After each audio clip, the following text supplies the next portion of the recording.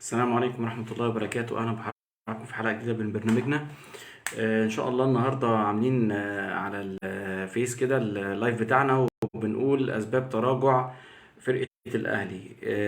طبعا أنا كنت اتكلمت مع حضراتكم امبارح بعد أحداث الماتش بتاع الأهلي وسموحة، والواحد كان يعني على آخره الصراحة من الماتش، وكان يعني الواحد حالته مش الواحد مش في حالته، ونفسيته تعبانة. فيعني ايه، ربنا اكرمنا واتكلمنا مع حضراتكم النهارده كده يعني كنت قاعد بفكر كده وبقول يعني ايه اسباب التدهور، وايه اسباب المشكله بتاعت النادي الاهلي. كنت اتكلمت مع حضراتكم امبارح على موضوع سيد عبد الحفيظ وعلى موضوع سامي قمصان. كنت قلت لحضراتكم المفروض ان سامي قمصان وسيد عبد الحفيظ قاريين الدوري اكتر من الراجل الاجنبي اللي بقاله بالظبط 9 مطوشه، والمفروض ان هم عارفين ان يعني طارق العشري ده تاريخ معانا من ايام جوزيه، عارفين طريقته وعارفين اسلوبه ومحفوظ اسلوبه، ويعني اي واحد من جماهير الاهلي عن ظهر قلب عارف طريقه طارق العشري، وعارف ان هو بيرص ال 11 لاعب قدام الجون. فكنا بنتكلم وبنقول ان يعني رقم واحد، فين سامي قمصان؟ فين ازاي ما اتكلمش مع كولر؟ كولر فاجئنا يعني. يعني انا فوجئت بقى لما طلع الراجل في المؤتمر الصحفي اكد الكلام ده، وقال ان هو من 40 سنه، يعني نص ال 40 كان لاعب، والنص التاني كان مدرب. قال لك من 40 سنه انا ما لعبتش بالطريقه دي، وما شفتش فرقه بتضيع وقت بالطريقه دي، ولا رصت فرقه 11 لاعب قدام الجون بالطريقه دي. معنى كده ان ما حدش قال له طريقه طارق العشري، ما حدش قال له ان الراجل ده هي دي طريقته وهو ده تكتيكه وهو ده لعبه، ان هو بيرص ال 11 لاعب قدام الجون. طبعا يعني انا يعني قعدت كده قلبت في القديم وشفت واتفرجت وقعدت اشوف من ايام فايلر مين كان مساعد فايلر مصري. مفيش غير سامي قمصان. يعني سامي قمصان عدى عليه فايلر، وعدى عليه موسيماني، وعدى عليه سواريش، وعدى عليه كولر. 4 مديرين فنيين، 4 مديرين فنيين. المفروض ان يعني سامي قمصان بينقل لهم التصور بتاع الدوري المصري ازاي، والدنيا ماشيه ازاي، والحكام ماشيه ازاي، واللعب اللي من تحت الترابيزه ماشي ازاي، وانت المفروض ان يعني بيتنقل له اجواء. انت داخل على ايه؟ انت ما انتش داخل على دوري اوروبي، ولا انت داخل على دوري في البرازيل، ولا انت داخل على دوري في الارجنتين، ولا انت يعني انت داخل على اسوأ تحكيم في العالم، أسوأ لعيبة في العالم بتضيع وقت، أسوأ مدربين في العالم بتعمل التغيير في ال6 دقايق اللي هم بدل الضايع. أسوأ كل حاجة، أسوأ كل حاجة. يعني خلينا نتفق إن إحنا بنعمل أسوأ كل حاجة. فيعني المفروض ان الكلام ده كله منقول للراجل، والراجل يبقى فاهم الكلام ده. يعني فايلر اول ما جه الراجل عمل نقلة، والراجل يعني شفنا له التأثير بتاعه على اللعيبة وكده. يمكن برضو في برضو حاجة تانية، يعني الفرق بين فايلر والراجل ده، ان المفروض يعني ان كولر من اول ما انا ابتديت اقول على الحلقات، وابتدينا لو حضراتكم تفتكروا كده ايام ما اتكلمنا في المدربين، وكان مارك روزا وكان كذا واحد معاه في المرشحين للنادي الاهلي، كنت انا متحفظ على اي مدرب يجي مدافع. اي مدرب كان بيلعب مدافع انا كنت متحفظ على الموضوع ده، وما صدقت يجي كولر، وعرفنا ان هو راجل كان مهاجم، وراجل بيهاجم وبيحب يضغط لقدام. فانا مستغرب برضو امبارح، يعني اكيد اكيد اكيد الراجل ده لو كان متقال له الموضوع بتاع ان في 11 لاعب قدام الجون هيترصوا لك، الراجل ده ما كانش يتنازل غير عن 3 هجوم قدامه. 3 هجوم قدام على الاقل: شادي حسين، محمد شريف، حسام حسن. ينزل بال3 هجوم او ينزل ب2 هجوم على الاقل. يعني استحالة ان هو كان عمل الماتش بالطريقة دي، او كان ابتدى الماتش بالطريقة دي. غير ان برضه في علامات استفهام كبيره ان اليو ديانج ما لعبش. هل اليو ديانج مصاب؟ هل اليو ديانج عنده مشكله؟ ما نعرفش. فالنهارده ان شاء الله يعني هنبتدي نتكلم كده يعني اكتر بقى في موضوع اللاعبين، وعلشان يعني في مشكله دلوقتي، ومحتاجه وقفه، ومحتاجه ان احنا نراجع نفسنا في موضوع اللاعبين، ونشوف ايه المتاح وايه اللي مش متاح.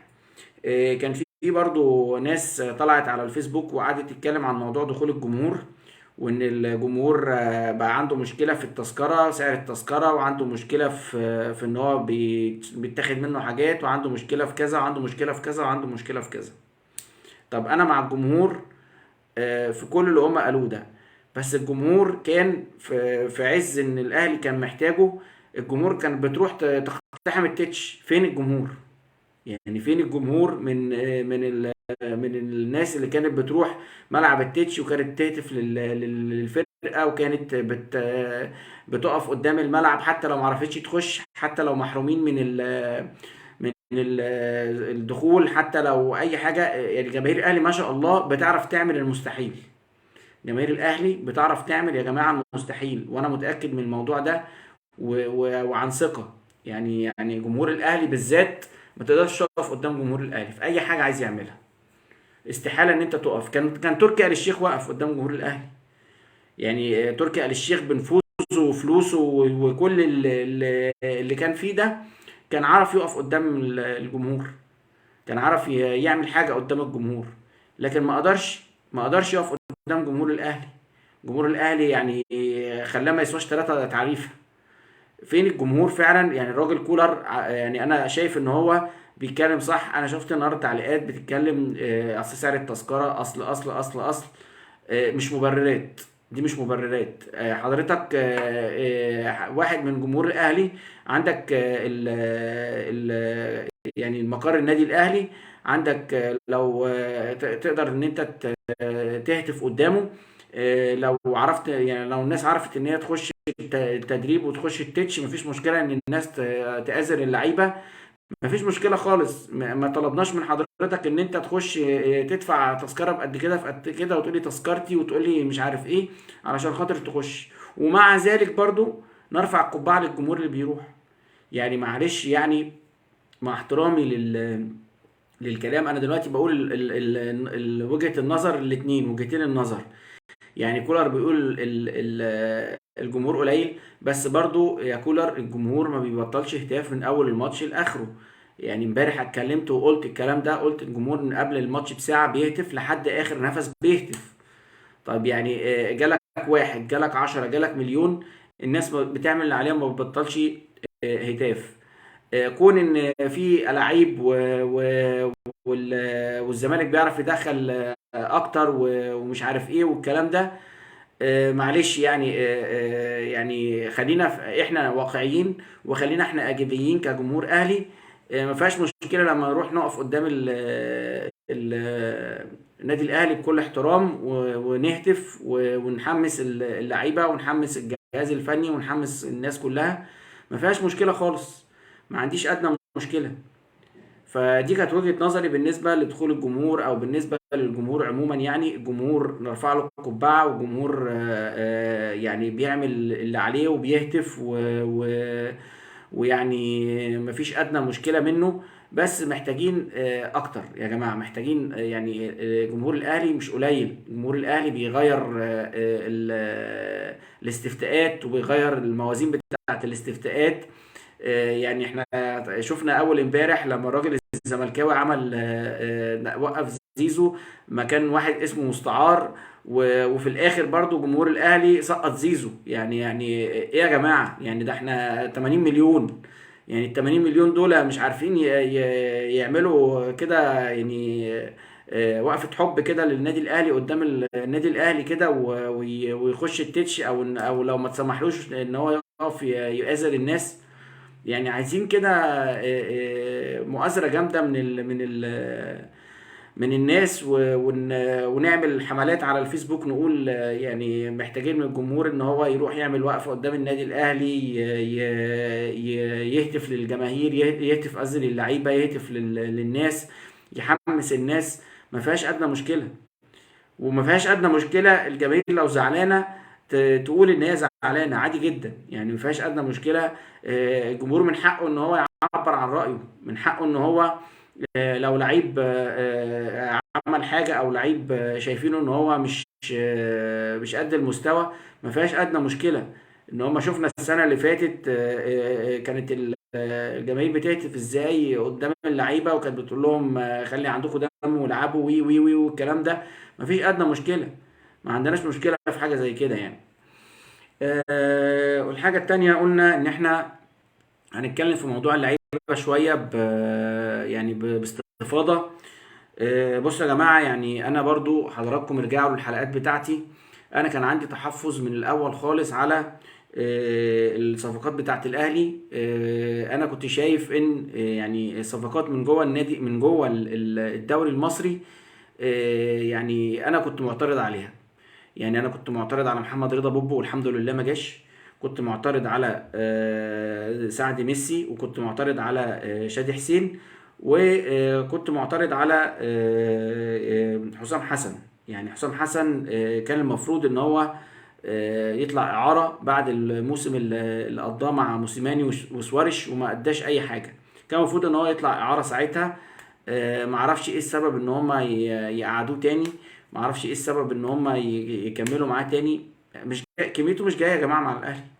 كميته مش جايه مع الاهلي، ما فيهاش ادنى مشكله يعني. سعد ميسي الراجل مش مقتنع بيه، لان الراجل ما جابوش. يعني الراجل جه واتفرض عليه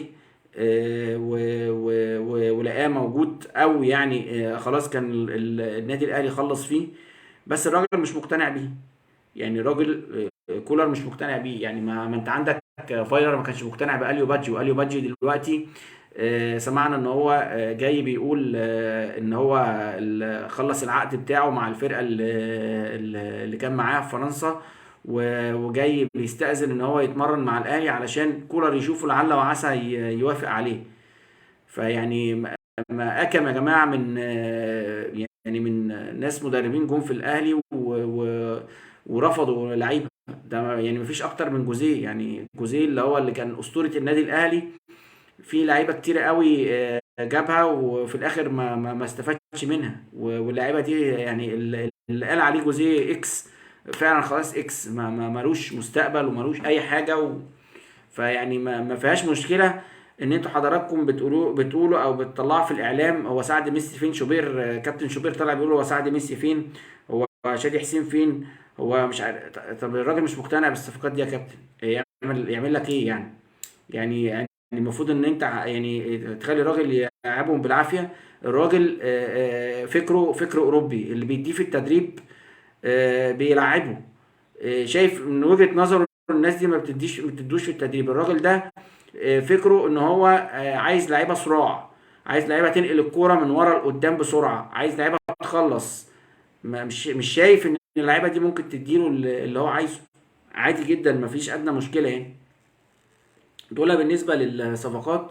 وبرونو سافيو برضو يعني الراجل يعني ايه ماتش وماتش برضو يعني لسه ما خدش قوي مع الاهلي. في ناس قالت ماتش وماتش، وفي ناس قالت ان تفكيره سابق اللعيبه اللي معاه فلسه بيتأقلم.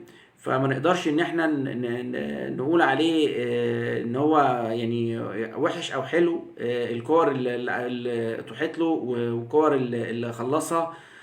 شفنا ماتش الزمالك بتاع السوبر، الراجل خلص الكوره وجابها جون وبتاع. فيعني الراجل مش متأخر في حاجة.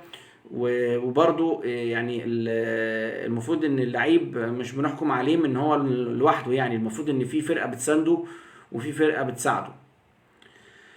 الحاجة التانية طبعا عندنا بقى خط الظهر. ده بقى كمان تاني فيه مشكلة. يعني عندنا أكرم توفيق اتصاب.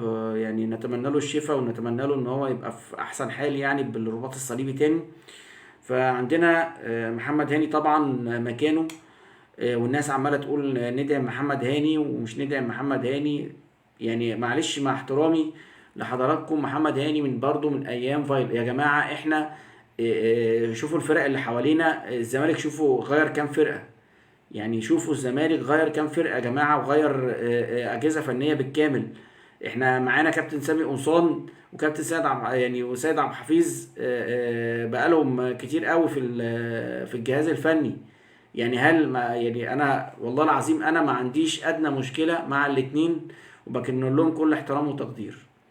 وسيد عبد الحفيظ بالذات، لان الراجل يعني بيحب الاهلي وبيعشق الاهلي، بس يعني ما فيهاش مشكله من تغيير الدماء. يعني كابتن طه اسماعيل اللي هو دكتور ودكتوراه في التدريب وي وي وي وي الراجل يعني اعتذر عن لجنه التخطيط، وهو يعني راجل قمه في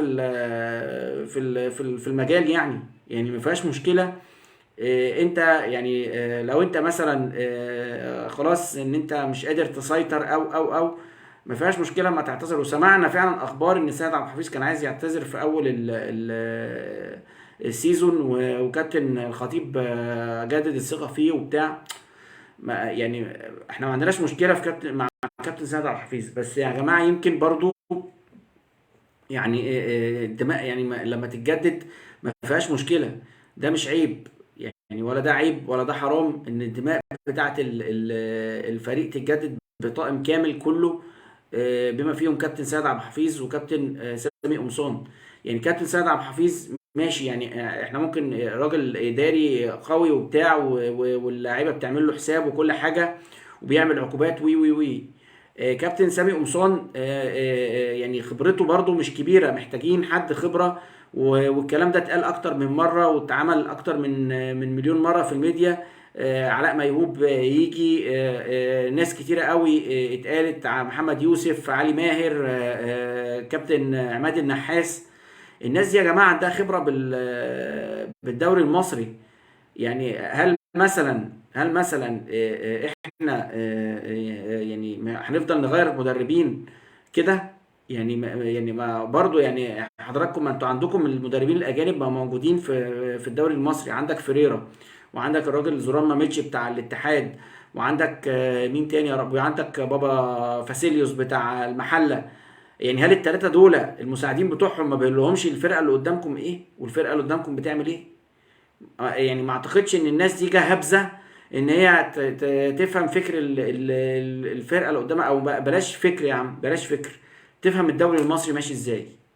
انا مش عايز الفكر، لان الفكر ده يعني ما برضو يعني الراجل بيشوف شرايط وبيشوف الفرقه ماشيه ازاي وبتاع.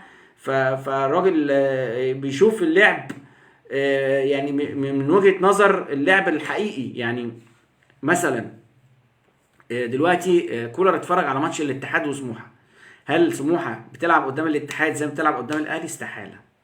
هل سموحه بتلعب قدام الزمالك كده؟ استحاله.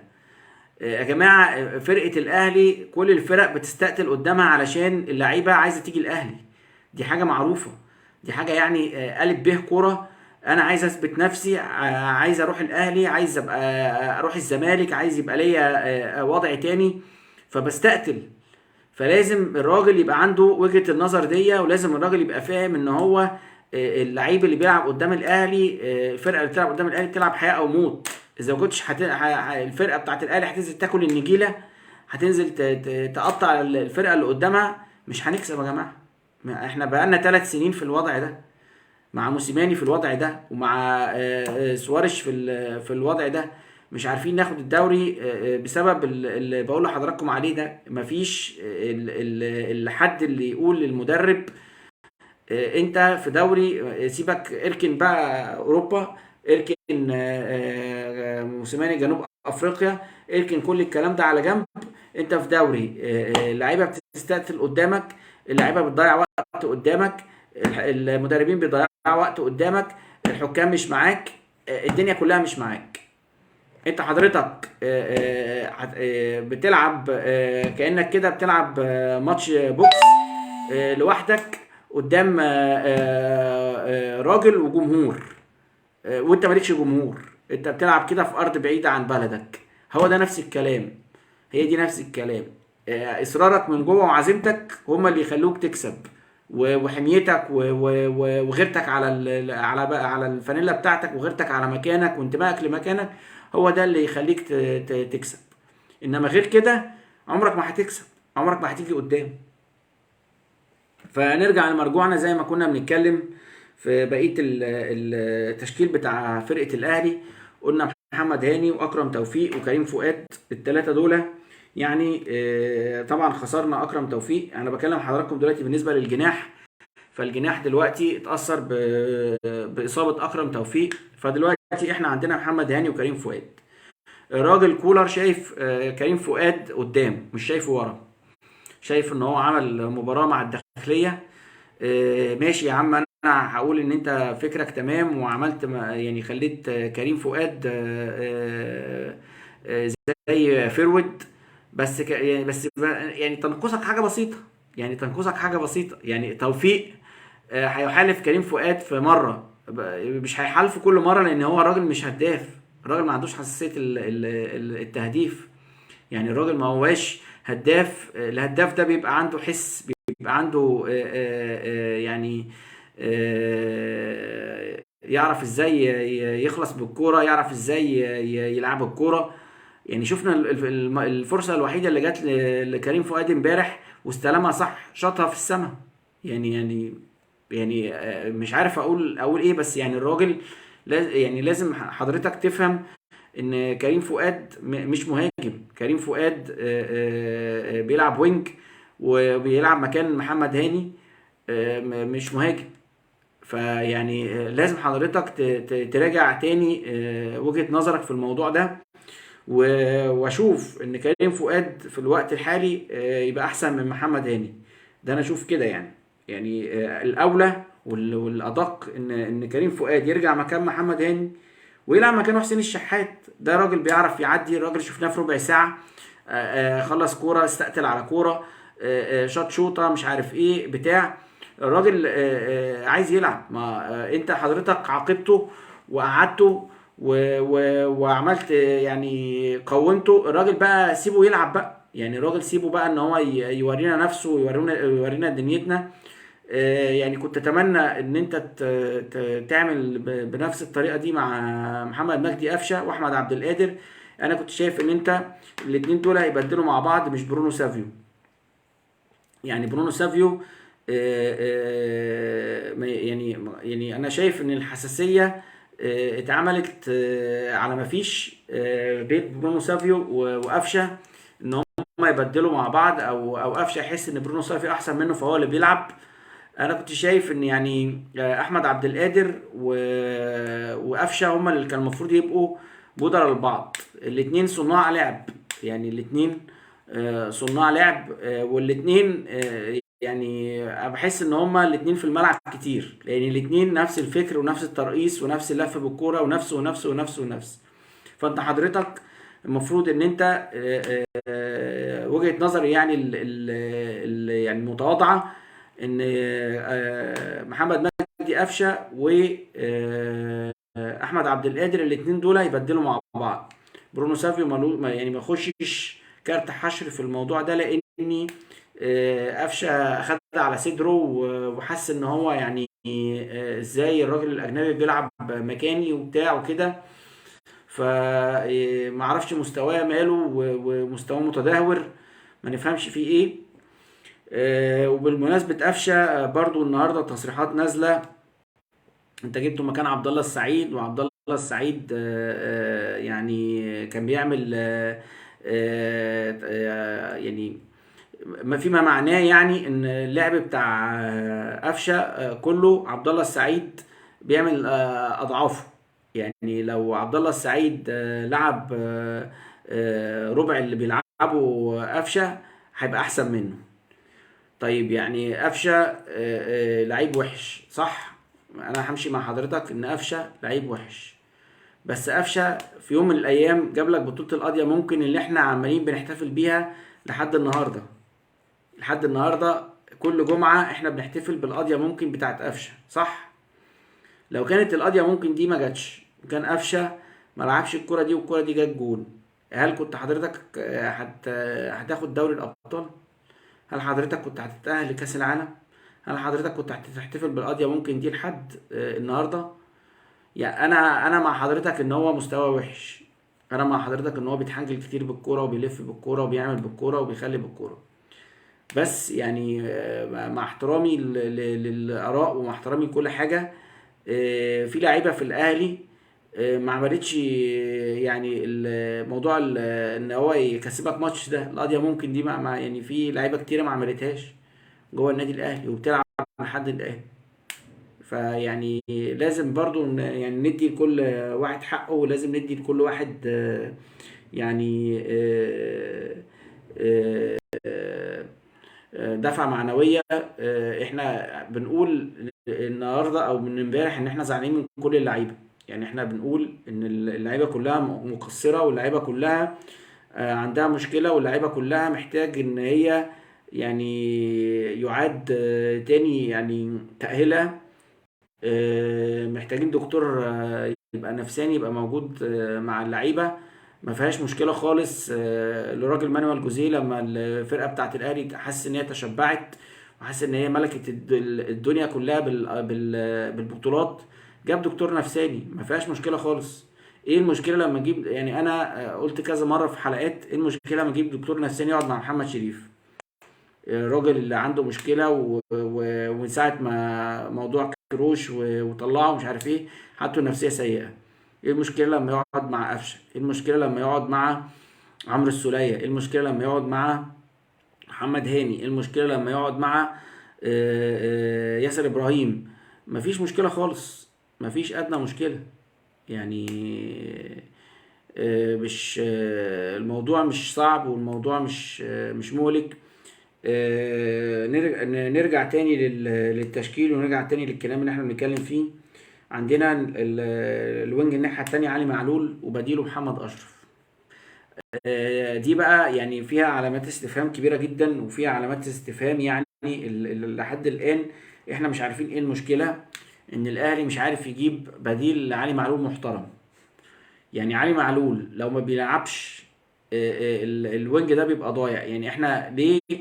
يعني على رأي الناس بقالنا سنتين او 3 سنين بيقول الاهلي بيلعب جناح مكسور. يعني الاهلي يا بيلعب من اليمين يا بيلعب من الشمال، الاتنين مش شغالين، بيلعب بجناح مكسور. طب يعني هتتحل الموضوع ده امتى؟ يعني امتى الموضوع ده هيتحل؟ امتى الموضوع ده يعني مفيش معقولة، مفيش المجلس الإدارة مفيهوش حد يكلم الخطيب يقول له الموضوع ده؟ معقولة مفيش حد كده من الأوفياء، من أبناء النادي الأهلي الأوفياء؟ سيبك من اللي هم يعني باعوا نفسهم للشيطان وراحوا يعني باتوا في حضن الزمالك، وراحوا وعشان مرضى نفسيين، وعشان معقدين نفسيين وعندهم نفسنا من الأسطورة الخطيب راحوا في حضن الشيطان. سيبك منهم، أنا بتكلم عن الناس الأوفياء. كابتن مصطفى عبده، كابتن مصطفى عبده دكتور وبيحلل، يعني بيعمل برنامج في قناة الأهلي. هل يعني كابتن مصطفى عبده من المقربين لكابتن الخطيب؟ ما قالوش الأهلي بقاله سنتين يا كابتن بيلعب بجناح مكسور. كابتن أيمن شوقي، كابتن شريف عبد المنعم، أسامة حسني اللي هو يعني رايح جاي مع الخطيب بحكم إن هو واخد بنته. ما حدش قال له يا جماعة إن إحنا بنلعب بجناح مكسور بقالنا سنتين؟ ما اعرفش. يعني في برضو يعني معلش احنا بنتكلم زي ما بنتكلم على الاخطاء بتاع المدرب، نتكلم على احنا بنعاني من ايه بقالنا سنتين. بنعاني من جناح مكسور، بنعاني مع بديل اكرم توفيق محمد هاني. كده الجناحين فيهم مشكله، ورا السيرد باكات فيها مشكله. هنيجي بقى لحاجة تانية دلوقتي. خط الوسط امبارح كان في أدنى مستوياته. يعني عمرو السولية وحمدي فتحي، معرفش يعني امبارح كانت في حاجة غريبة مش طبيعية. يعني معرفش ازاي اليو ديانج ما نزلش. معرفش ازاي احنا المفروض ان احنا عندنا ميدو نبيل، وعندنا محمد فخري واحمد كوكا، الثلاثه دول من الناشئين، والثلاثه دول موجودين في التشكيل بتاع النادي الاهلي ولعبوا قبل كده. اي نعم. سمعنا اليومين اللي فاتوا ان عمار حمدي بدأ يستعيد الفورمه بتاعته، وهيبقى وسيله ضغط على قفشه وعمرو السوليه، بس لحد دلوقتي لسه ما شفناهوش. طبعا زياد طارق ومحمد محمود زي ما بيقال وبنسمع ان هما يعني هيعاروا لفرقة الاتحاد، وفي كلام يعني ان هم يعاروا لسموحة، الله اعلم لسه مش عارفين ايه. بس يعني احنا لو حضراتكم تفتكروا كده ايام سواريش وايام ما اتكلمنا اتكلمنا على الناشئين. فعلا الناشئين يعني ما فيش فيهم حد اللي ممكن تحس ان هو يبقى ليه بصمة غير ميدو نبيل فعلا، ومحمد فخري وممكن شوية يعني، وزياد طارق طبعا يعني ظهر كده في ماتش او ماتشين وخلاص على كده. فيعني برضو خط الوسط برضو محتاج تدعيم. يعني مش معنى ان عمرو السولية وقع في ماتش، او حمدي فتحي وعمرو السولية الاثنين وقعوا في ماتش، احنا ملناش ما لهمش بدلاء في ايه يعني هل يعني اليو ديانج انا ما اعرفش ما دخلش ليه.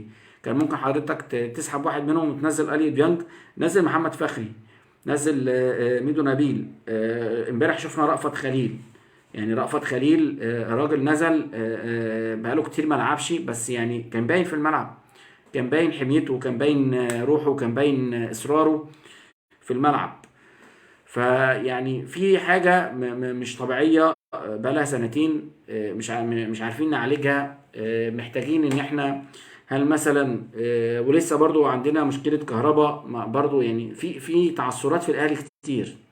يعني في تعثرات في الاهلي كتير. الاهلي محتاج ان هو يفك حاجات كتيرة قوي، محتاج ان هو يفك النحس من حاجات كتيرة قوي. يعني مشكلة الكهرباء دي تتفك. محتاج ما فيش مشكله ان احنا نجيب 11 لعيب عادي جدا، ما فيهاش مشكله ادم خلاص الروح راحت وخلاص واللعيبه هتتحول لموظفين. احنا ما عندناش مشكله خالص ان احنا نجيب 11 لاعب عادي جدا، ما الزمالك عملها قبلينا. ايه المشكله؟ ايه المشكله يعني؟ يعني ما انا برضو يعني يعني انا عايز اقول لحضراتكم احنا داخلين على خطر. يعني احنا داخلين السنه الجايه مفيش افريقيا، ما خدناش الدوري السنه اللي فاتت وطالعين تالت دوري. يعني يا ريتنا طالعين لا اول ولا تاني. فاحنا كده مش داخلين افريقيا، داخلين كونفدراليه. غير ان ما كسبناش كاس ولا اي حاجه. فالسنه دي هتبقى سنه سودة يعني هي الكونفدراليه وشكرا. وما نعرفش ايه اللي هيجرى فيها، ما احنا كده بالطريقه دي. يعني الله اعلم السنه دي برضو الدوري يعني ايه الكلام. يعني احنا اهو عمالين برضو رجعنا تاني سيل النقط، وفرق بيننا نقطتين، وممكن يتحصلوا في اي بالطريقه دي وباللي احنا شايفينه ده. ممكن يتحصلوا في اي ماتش خساره لا قدر الله ولا حاجه، شكرا كده الزمالك جابك. فيعني احنا مش عارفين ايه يعني ايه اللي هيحصل. منتظرين قرارات بجد يعني جامدة. منتظرين يعني الموضوع بتاع برضو لجنة التخطيط من ساعة ما كابتن دكتور طه اسماعيل سابها. والموضوع يعني مع احترامي طبعا لكابتن محسن صالح وكابتن زكريا ناصف، بس دكتور طه اسماعيل خبرة ما تتسابش، وخبرة يعني عالمية، وراجل تقيل في مهنته. الراجل ده يعني يعني النادي الاهلي خسره، وكان المفروض ان هو يفضل في لجنة التخطيط ويقول رأيه. لجنة التخطيط بتعاند معرفش ليه. بتصر على لعيبة، بتصر على ان لعيبة تفضل، معرفش يعني هل مثلا حسام حسن افادنا بايه لحد دلوقتي؟ معرفش. مش قادر اعرف. الراجل يعني ما اعرفش هل هو يعني ما اعرفش يعني لعب شويه حسام حسن لقاه مش هو ما انت برضو الراجل بيجرب. يعني خلينا برضو صراحه، وخلينا يعني انا يعني شفت الراجل في 3 4 ماتشات اللي فاتوا. الصراحه الراجل زهق وبيجرب. انا شايف ان الراجل بيجرب، يعني ما فيهاش مشكله. الراجل لعب برونو سافيو مهاجم مره وطلع كل المهاجمين، وبعد كده برونو سافيو معاه محمد شريف، ومره برونو سافيو معاه شادي. فالراجل محتار برضو. يعني الراجل محتار في ماتش فاركو لعب بمهاجم اللي هو الحيران او المهاجم المستتر ده، اللي هو كان برونو سافيو او كان احمد عبد القادر سيان يعني. فالراجل محتار وما عندوش بدايل. يعني انا بحس كده بقالي سنتين او 3 سنين بحس ان موسيماني وسواريش وكولر بيتفقوا على، بيقولوا للاداره القماشه اللي عندكم اهي. صراحه كده على بلاطه انا بقول لحضراتكم اللي انا حاسس بيه. يعني يا اداره نادي الاهلي، دي القماشه اللي عندكم. ها هتعملوا لي ايه بقى؟ هتجيبوا لي ايه؟ عندكم حل تاني، انا بطلع لكم القماشه اللي عندكم. هي دي الامكانيات، هي دي امكانيات لعيبتكم، هي دي الامكانيات اللي جوه النادي الاهلي. فيعني ما اعرفش، فيعني هل هم مثلا ما فهموش الرساله؟ ما فهموش رساله الثلاث مدربين اللي جم واتغيروا؟ ما اعرفش. يعني مش معنى ان فايلر ربنا وفقه فعرف يعمل حاجه من اللعيبه دي، ان يعني خلاص اللي يجي لازم يعمل حاجه باللعيبه دي. لا، لا على فكره، لا مش كده يعني، مش بالعافيه ولا بالضغط يعني. لا يعني الفرقه دي بقى لها 3 سنين فيها مشكله، واللعبه دي فيها بقى لها 3 سنين فيها مشكله. ما ينفعش ان حضرتك يبقى عندك لعيبه ركيزه اساسيه وملهاش بديل. احنا فرقتنا من ايام ابو تريكه ومحمد بركات يعني محمد بركات وابو تريكه كان يعني محطوط لهم على الدكه لعيبه تخوف وترعب يعني محمد بركات كنت افتكر كان في اسلام الشاطر، كان في احمد فتحي، كان في كان في اسامي يا جماعه، يعني كان في اسامي جامده. وابو تريكه برضو كان في معاه كذا حد برضو صانع لعبه، وليد سليمان مثلا. يعني في يعني زي ما انت حضرتك حاطط واحد في في الملعب، لازم تحط واحد على الدكه يخوف اللي في الملعب ده، يعرفوا ان انت مش هتلعب كويس هتطلع. وبعدين برضو حاجه تانية ومهمه جدا برضو ما بتحصلش. المفروض ان حضرتك في اول ربع ساعه او تلت ساعه او نص ساعه لقيت هرتله، ولقيت اللعيبه بتهرتل، ما بتغيرش ليه؟ ليه يعني؟ ليه؟ ايه سبب ان انت ما بتغيرش ادام انت شايف اللعيب بيهرتل؟ انا عارف ان انت عندك احساس ان اللي قاعد بره اقل من اللي جوه. انا عارف ان انت ممكن يكون عندك احساس بكده، او اللي جوه هيفيدك اكتر. بس يعني ما فيهاش مشكله لما تغير، يعني ما فيهاش مشكله ان انت لقيت واحد مثلا زي احمد عبد القادر بيهجس، طلعه ونزل قفشه، ما فيهاش مشكله خالص. طلعه ونزل مهاجم، ما فيهاش مشكله خالص. يعني ما فيهاش مشكله. يعني لقيت واحد بيهجس، لقيت خط الوسط مثلا السوليه بيهجس، طلعه ونزل ديانج. ديانج اللي ما نزلش خالص امبارح، طلعه يا عم ونزل محمد فخري، والله ما هنزعل. طلعه ونزل ميدو نبيل، مش هنزعل برضه. بس لازم تحسس اللعيب ان المركز او المكان اللي بيلعب فيه ده ما هوش حكر، ما هوش موظف على مكتب بياخد فلوس على اللي بيعمله. لا مش لازم تحسسه ان ده حكر. لا حضرتك ربع ساعة تلت ساعة مش هتأدي هتطلع. هو ده الاسلوب اللي كان بيعمله جوزيه، وهو ده الاسلوب اللي نجح جوزيه، وهو ده الاسلوب اللي ينفع في الدوري المصري. مفيش اي حاجة تانية تنفع. هتهجس في فرقة كبيرة زي الاهلي. الاهلي مش اي فرقة يا جماعة، وخلينا نتفق ان الاهلي مش اي فرقة، ونتفق ان الفرق كلها قدام الاهلي بتبقى حاجة تانية، وقلنا الكلام ده.